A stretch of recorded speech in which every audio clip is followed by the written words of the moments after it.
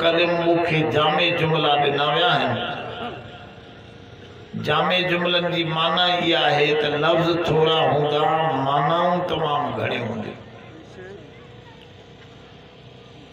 हिन आयत में अल्लाह ताला पहिरीं शइ इहा सम्झाई आहे त पूरो दीन नालो आहे ईज़ाउ न ॾियो। अब गंढ ॿधी ज़हन में ॻाल्हि रखो,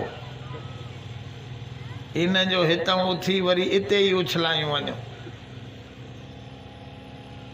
वो मशहूर किसो आहे न, वाणिया तकरीर कंदा हा त गाय माता आहे, साईं जन वॾा ॿुधाईंदा। गऊं माउ आहे, पोइ सब्जी फरोश हिकिड़ो उहो बि वेठो हो, पुट बि वेठो हो, इहो तकरीर ॿुधे पियो। उथी आया सुबुह जो, गऊं अची करे सब्जी वारे जे सब्जीअ में मुंहुं विधो त पीउ उथी करे वॾा बाठा हया गऊं खे। त पुट चुस अबा राति तकरीर ॿुधीसीं, असांजो बुज़ुर्ग पियो चवे त गऊं अम्मा आहे, तूं त अॼु वॼाए छॾियो, अम्मा जी चेल ही ज़रे गॾु भॻी आई।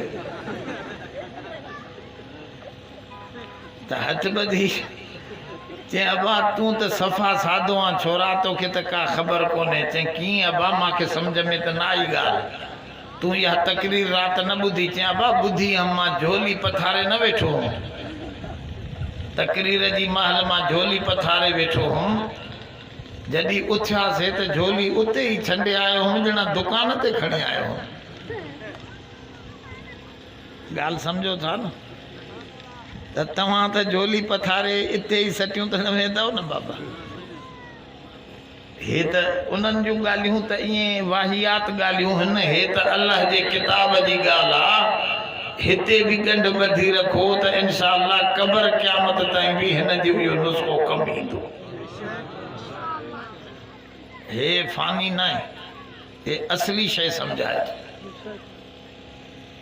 पहिरियों लफ़्ज़ इहो सम्झो त दीन नालो आहे कंहिंखे बि ईज़ाउ, ईज़ाउ जी माना तकलीफ़। हाणे इन खे शुरू कयो काथों बि वठी, अल्लाह खे ईज़ाउ न ॾियो। ॻाल्हि सम्झो, रसूल खे ईज़ाउ न ॾियो, सहाबा खे ईज़ाउ न ॾियो। ॻाल्हि सम्झो थोरी तवजे सां।